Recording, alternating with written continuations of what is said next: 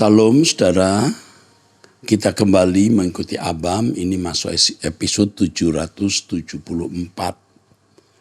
774 dari seorang wanita usia 19 tahun. Halo Om Eras, aku mau bercerita sekaligus ingin mendengarkan pendapat dari Om Eras mengenai cerita hidup saya. Maaf ya Om kalau nanti tulisan saya ini panjang. Om, aku lahir di keluarga yang berbeda agama, mamaku Kristen Protestan dan papaku Muslim. Papaku adalah orang yang sangat keras Om, dia taat terhadap agamanya dan sifatnya keras untuk sebuah aturan yang dia buat untuk keluarga. Dia lahir dengan orang tua seperti itu juga sifatnya. Begitu juga dengan mama aku, dia orang yang sangat kokoh dengan imannya. Dia tetap memilih Tuhan Yesus menjadi pegangan hidupnya Om. Mama aku gak pernah ke gereja karena gabung gak boleh sama papaku. Tapi mama aku selalu ikutin Om Eras dari doa pagi, perjamuan kudus dan lain-lain. Dalam keadaan diam-diam karena takut papaku tahu dan dia bakal marah pastinya. By the way Om, dulu mama dan papaku nikah di kuil agama Hindu, tapi dari dulu mamaku Kristen, cuma nggak dibolehin sama keluarganya, maka dia diam-diam juga menganut agama Kristen Om. Terus setelah nikah kurang lebih 5 tahun, papaku mualaf tiba-tiba, tapi mamaku tetap Kristen sampai sekarang. Walaupun selalu ditentang sama papa dan keluarganya untuk ikut mualaf. Aku punya abang Om, sedari aku kecil mama dan papaku punya perjanjian untuk kami, yaitu aku ikut agama mama dan abangku ikut agama papa. Sampai-sampai dulu mama aku pernah ajak aku ke gereja untuk penyerahan anak karena yang dia tahu aku bakal ikut Kristen. Tapi di tengah jalan perjanjian itu nggak benar-benar dijalankan. Waktu itu aku sering nginep di rumah nenek. Dan pada saat itu aku tiba-tiba dipaksa untuk sholat dan meninggalkan agama Kristen begitu saja. Karena waktu itu aku masih kecil, jadi aku masih belum sadar akan perbedaan agama itu Om. Kejadian ini pas aku kurang lebih umur 8 tahun. Dulu aku sekolah di sekolah Kristen Om sampai kelas 3 SD. Setelah itu aku dipindahkan sama nenek dan papa aku ke sekolah Islam dan aku dipaksa untuk mengenakan hijab sampai saat ini. Setelah beranjak dewasa 6 SD aku mulai sadar kalau aku nggak berhikmat di sini. Tapi aku nggak bisa bilang ke papaku siapapun selain mama aku. Setelah itu aku selalu merasa membohongi diri aku dan orang-orang di sekitar aku Om, karena aku tetap melakukan apapun yang disuruh papaku, tapi hati aku cuma ke Tuhan Yesus. Aku selalu berdoa sama Tuhan Yesus sampai saat ini di umurku ke-19 aku masih gak ada kebebasan dalam memilih agamaku sendiri Om.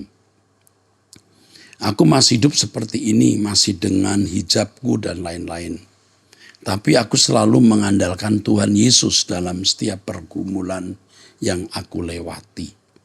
Sejujurnya aku capek Om kayak gini terus, tapi aku gak bisa keluar dari sini. Karena sekarang aku sudah cukup dewasa, aku jadi lebih memikirkan soal pendamping hidup aku nantinya Om. Saat ini memang aku gak ada pacar atau yang lainnya. Tapi aku mulai memikirkan jodohku ke depannya Om.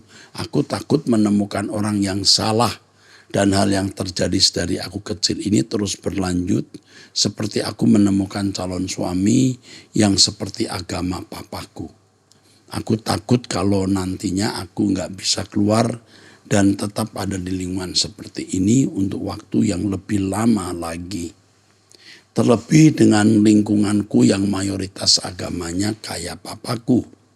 Aku takut gak bisa ketemu jodoh yang anak Tuhan. Tapi satu hal yang aku pikirkan juga Om, kalau misalnya aku ketemu calon pasangan yang benar, anak Tuhan. Apa papaku dan keluarganya akan ngebolehin aku? Karena kalau bukan aku ketemu pasangan yang anak Tuhan, maka sampai kapan lagi aku ada di keadaan seperti ini, Om. Itu aja, Om, yang aku sampaikan ke Om Era. Semoga Om baca dan kasih aku jawaban untuk hidup aku ke depannya. Thank you, Om Erastus. Ini seperti sebuah film sinetron ya. Ini benar-benar dramatis ya, kisah ini dramatis. Yang pertama, untuk semua yang belum menikah, harus benar-benar minta petunjuk Tuhan, jangan sampai salah memilih jodoh. Ya, pada dasarnya papa dari wanita ini yang sebelumnya bukan orang Muslim ya, juga tidak teguh di dalam agamanya. Ya, diberkati, dikuil, lalu yang satu agama A, yang satu agama B. Saudara-saudara, ini dramatis ya. Tetapi kepada penanya, saya tidak bisa memberikan jalan keluar yang memuaskan. Karena masalah ini akan kamu hadapi beberapa saat ke depan. Tetapi berita baiknya pasti akan dapat diselesaikan atau selesai. Kasus seperti ini hanya Tuhan yang bisa menolong. Hanya Tuhan yang bisa menolong. Keadaan bisa berubah setiap saat di luar perhitungan kita. Misalnya, papa kamu meninggal. Itu juga sudah selesai masalah. Lalu kamu kuliah di luar kota atau bahkan di luar negeri. Selesai masalah. Soal nanti kamu menikah dengan pria, jika umur kamu sudah cukup, tidak ada orang yang berhak menghalangi.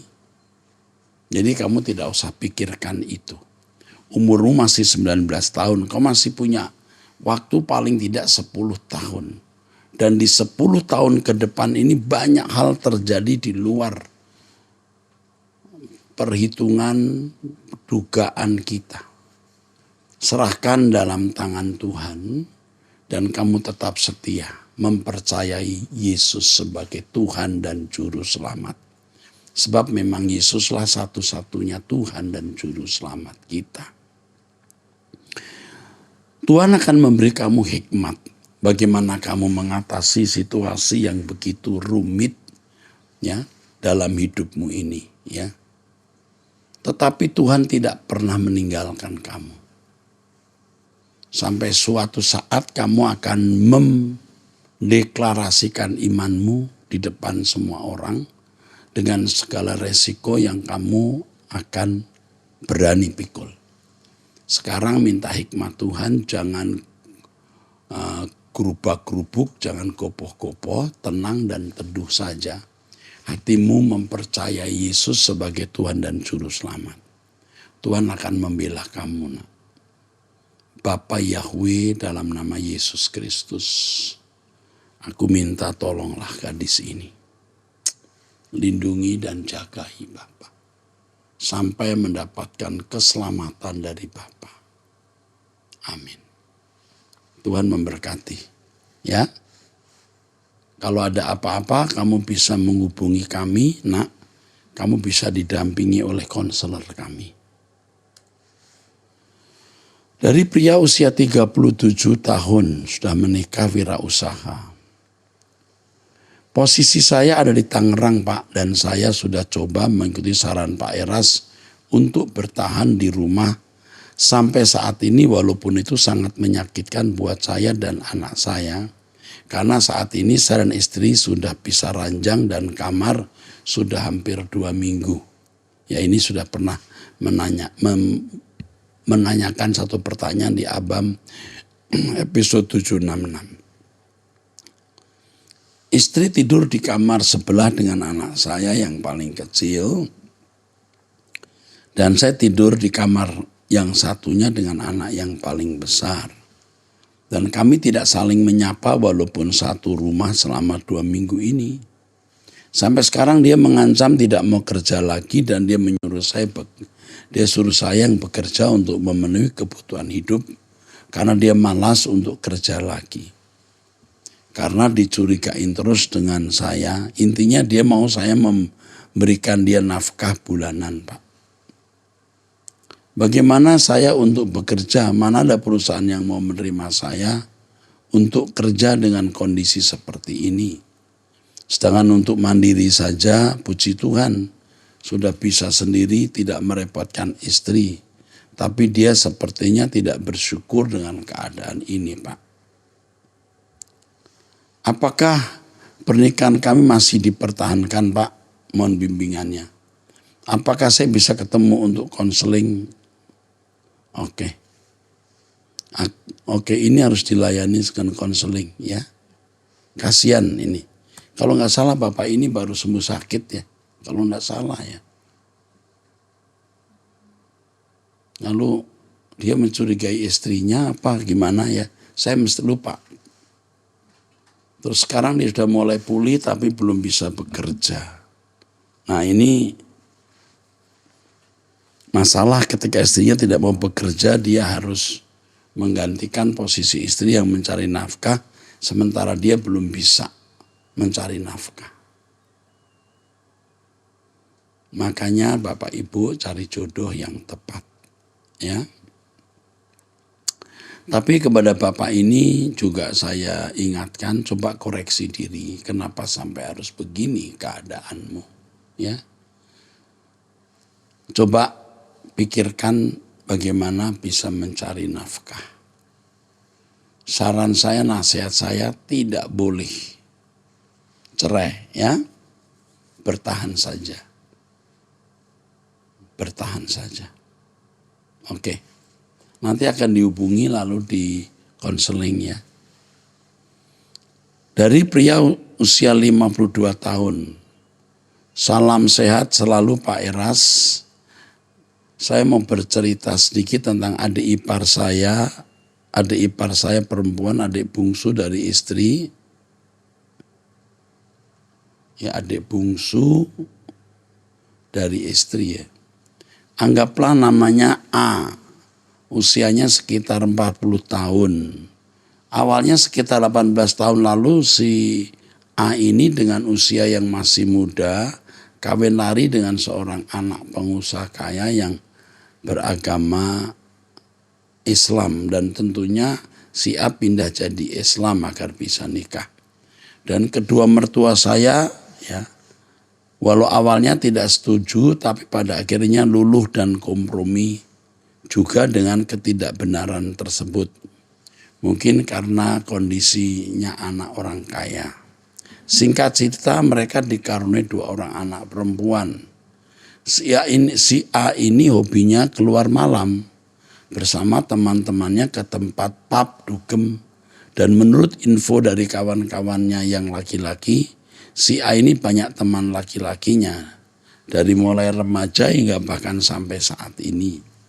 Sekitar pada usia pernikahan ke-10, ke tahun ke-13, tahun ke-10 sampai tahun ke-13, si A ini mulai tercium aroma perselingkuhan oleh suaminya. Singkat cerita akhirnya ditalak 3 dan cerai dengan hasil putusan anak dibawa oleh ayahnya. Karena sudah beberapa kali tertangkap basah berselingkuh, akhirnya si A kembali ke rumah orang tua atau mertua saya. Ya memang kalau kedapatan selingkuh, walaupun anak di bawah umur yang mestinya itu hak asuh ke ibu, tapi kalau ibunya selingkuh bisa diberikan ke ayah karena ibu dianggap tidak mampu akan mendidik anak. Tak lama pula dia menjalin hubungan pertemanan dengan beberapa laki-laki hingga terakhir menikah lagi dengan seorang pengusaha yang katanya sudah pindah agama dari Islam jadi Kristen. Tapi ternyata kita semua dibohongi. Ternyata hanya kedok saja agar bisa menikah direstui orang tua. Tetapi hanya beberapa bulan saja menikah, si pria terkena COVID dan meninggal. Dan dikuburkan secara Islam. Tentunya oleh keluarga si pria tersebut. Si A hanya ikut saja karena akan menerima warisan pabrik dari si pria itu mungkin. Dan tak lama setelah meninggal, si A kembali berhubungan dengan seorang pria Islam kembali dan tinggal bareng di rumah mantan suaminya. Singkat cerita kembali, mertua seperti tidak punya sikap dan luluh dengan kondisi tersebut. Karena selain dibelikan mobil oleh si A dan juga sering diberi uang, dan saat ini sepertinya si A ingin minta restu dan izin menikah kembali dengan cara Islam. Saya pribadi amat sangat tidak setuju dan masih berharap si A kembali menjadi pengikut Kristus yang baik. Tapi orang tua strip mertua saya ini kembali seperti luluh. Bahkan beberapa adik ipar saya lainnya juga membiarkan, bahkan malah tidak sejalan dengan saya. Pertanyaan saya, apa yang seharusnya dilakukan orang tua si A dan kakak-kakaknya lain? Ya jelas pertanyaan ini saudara tahu jawabnya, mestinya tidak mengizinkan perkawinan itu. Bagaimana kami harus berlaku? Mohon arahannya Pak Eras yang dikasih Tuhan Yesus. Oke. Kalau kamu sudah menunjukkan sikap dan masukan-masukan, kamu lalu diam. Kalau kamu masih bicara, kamu resek. Karena walaupun dia masuk Kristen dengan temperamen seperti itu, dia juga gak masuk surga. Sebenarnya adik iparmu ini belum Kristen.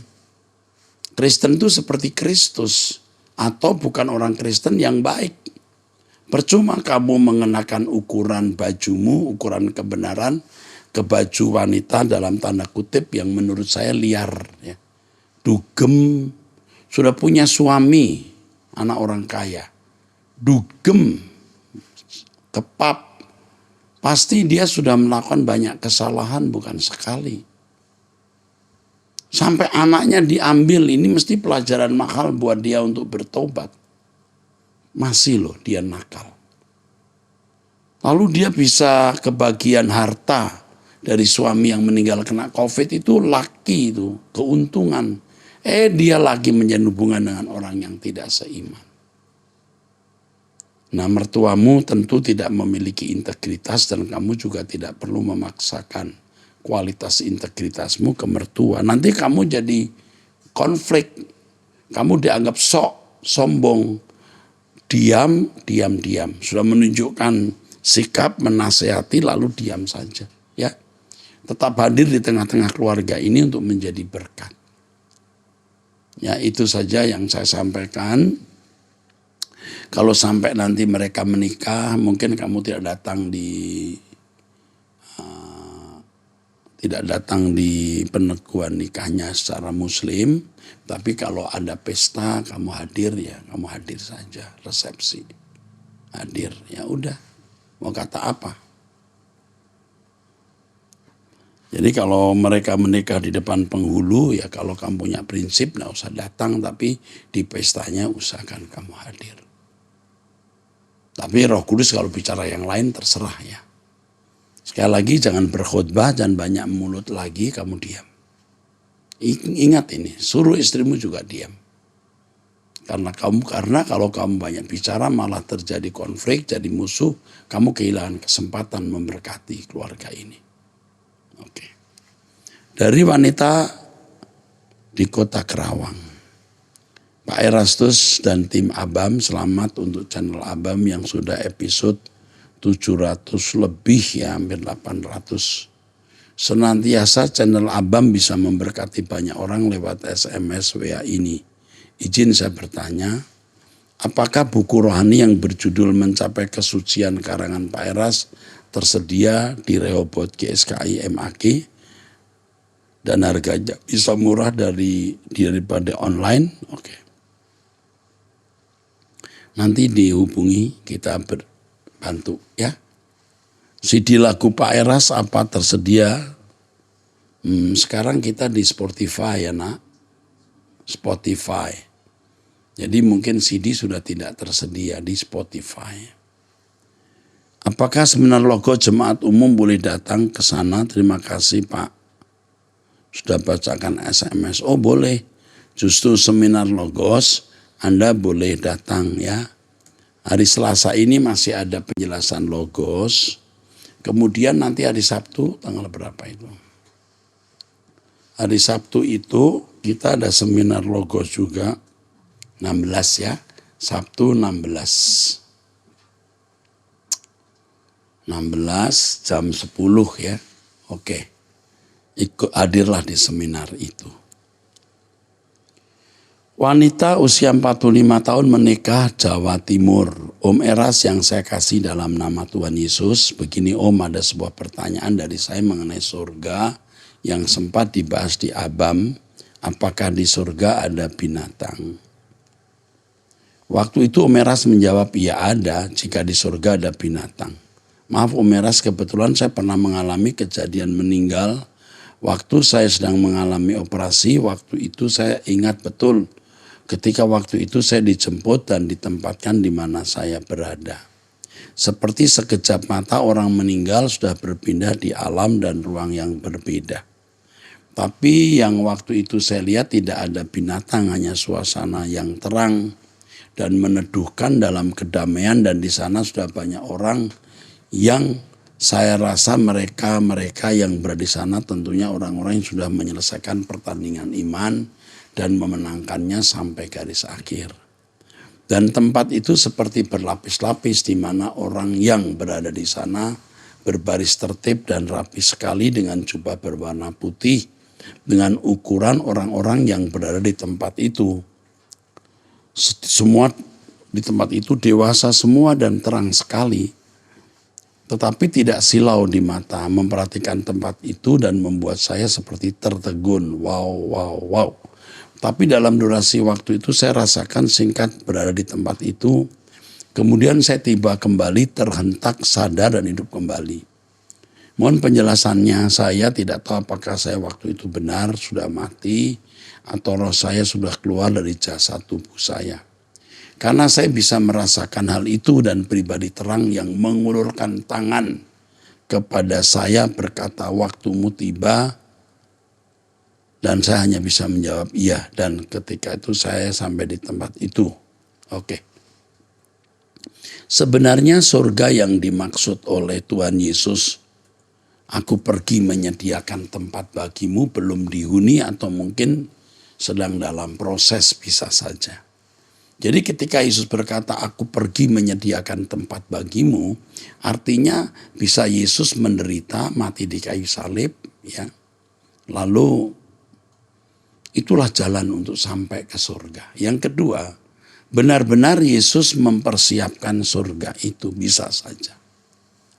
Karena semua orang selain orang-orang kudus yang pernah bangkit pada kebangkitan pertama, semua masih roh.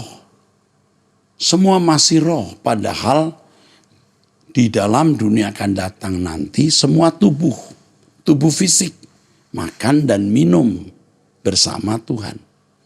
Jadi surga yang disediakan Tuhan Yesus itu yang disediakan oleh Allah Bapa, saudara, itu tempat di mana orang-orang yang memakai tubuh seperti kita ini, seperti tubuh yang dikenakan Yesus yang makan roti, makan ikan setelah kebangkitannya. Jadi semua masih alam roh. Tentu kamu tidak lihat binatang, dan rata-rata orang yang telah pernah melihat penglihatan surga tidak pernah melihat binatang. Tapi bukan berarti binatang pasti tidak ada. Yang saya pahami bahwa semua yang diciptakan Allah sungguh amat baik akan diciptakan ulang nanti, akan diadakan nanti di langit baru, bumi baru. Tetapi ini bukan sesuatu yang prinsip. Ada binatang, nggak ada binatang, tidak apa-apa. Tapi kalau saya ditanyakan, ya pemahaman saya begitu.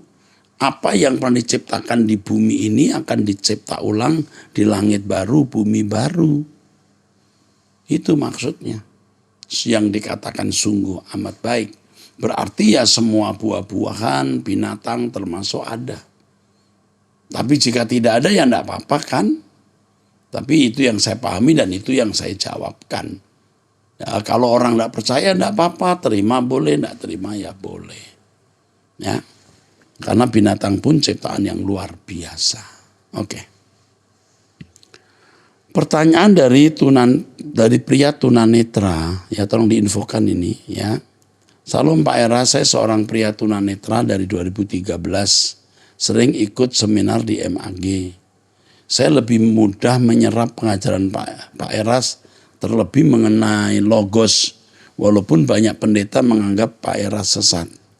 Saya pikir mereka yang sudah mentok tidak mau belajar, sedangkan Pak Eras belajar terus dan sudah pasti Tuhan akan membukakan rahasia-rahasia kebenaran bagi orang yang mau belajar. Pak, saya seorang yang suka membaca tapi melalui komputer dan menggunakan screen reader. Kalau boleh saya ingin mendapat soft fotokopi pengajaran logos atau kalau ada flash disk. Soft copy pengajaran logos. Pak Eras pertanyaan saya satu aja. Dahulu takut bikin repot Pak Eras. Bapak selalu bilang bahwa Yesus adalah Adam terakhir, artinya Yesus harus sama dengan Adam, dilahirkan secara aseksual. Yang saya mau tanya, kalau mau disamakan dengan Adam, sedangkan Adam ada Hawa dan Yesus tidak ada istrinya. Bagaimana menjelaskan tentang persamaan ini, Pak? Oke. Persamaannya kan hanya mengenai diri Adam, ya. Persamaan hanya pada diri Adam, ya. Komponen yang pada diri Adam ada roh, ada tubuh, ya ada jiwa tentunya. Yesus juga diciptakan dengan komponen yang sama, juga dengan keadaan yang sama karena mau menggantikan tugas Adam, karena harus mati di kayu salib memikul dosa yang dilakukan manusia di dalam dagingnya. Oke, itu jawaban saya. Bagaimana menjelaskan persamaannya, Pak? Maaf kalau pertanyaan saya agak konyol. Terima kasih buat pengajaran dan teladan hidup Pak Eras yang sungguh menginspirasi kami. Maju terus Pak Eras, kami bersama Pak Eras dan terus mendoakan agar Bapak sehat. Waduh, ini ada menimbulkan keharuannya. Tolong nanti soft copy-nya dikirim ke Bapak ini. Oke. Jadi persamaan dengan Yesus itu diri Adam ya, bukan dengan pasangan. Karena Yesus memikul dosa ya. Manusia harus disamakan dengan Adam ya. Yang terakhir dari pria usia 60 tahun Jawa Tengah. Salam, ada beberapa pertanyaan yang ingin saya tanyakan tentang pengajaran Pak Eras. Orang yang meninggal dikatakan rohnya dibawa ke Hades. Apa kita sadar ketika dibawa ke sana, Pak? Apa pekerjaan kita di Hades? Waktu dibawa ke Hades ya bisa sadar, bisa tidak. Tapi dari kesaksian orang yang pernah meninggal, dia seperti meluncur di lorong itu, dan itu ada kesamaannya. Satu buku yang ditulis oleh Moody mengenai pengalaman orang-orang yang pernah meninggal, ada kesamaan, dia seperti meluncur di satu lorong. Bisa saja dia sadar. Apa pekerjaan di Hades tidak disebutkan di Alkitab. Karena Hades itu artinya hanya dunia orang mati. Jadi memang tidak dijelaskan. Kalau Yesus mengatakan tidur. Tapi apakah tidur seperti kita di bumi? Kita juga tidak tahu. 2. Kalau nanti kita dibangkitkan dari dunia orang mati, apakah orang-orang mati dari zaman Adam, ya, dari zaman Adam sampai sekarang dalam keadaan tidur panjang sampai Tuhan Yesus datang, ya, tidak ada kegiatan, ya Alkitab tidak menjelaskan, jadi saya tidak bisa menjawab, saudara. 3. Mencermati khotbah dari anak Stephen Erastus dalam akhir doanya, kenapa sering tidak mengalaskan doa kalimat dalam nama Tuhan Yesus Kristus, amin, seperti yang Pak Eras lakukan. Oh, saya sendiri tidak perhatikan. sebaiknya atau bahkan seharusnya mesti menggunakan dalam nama Tuhan Yesus, ya. Tetapi tentu kalau kita berdoa, semua itu memang hanya ditujukan ke Tuhan, ya. Tuhan Allah Bapa yang melalui Yesus Kristus. Kita tidak bisa menyebut Allah Bapa kalau tidak melalui Tuhan Yesus. Oke, sampai jumpa, Tuhan memberkati.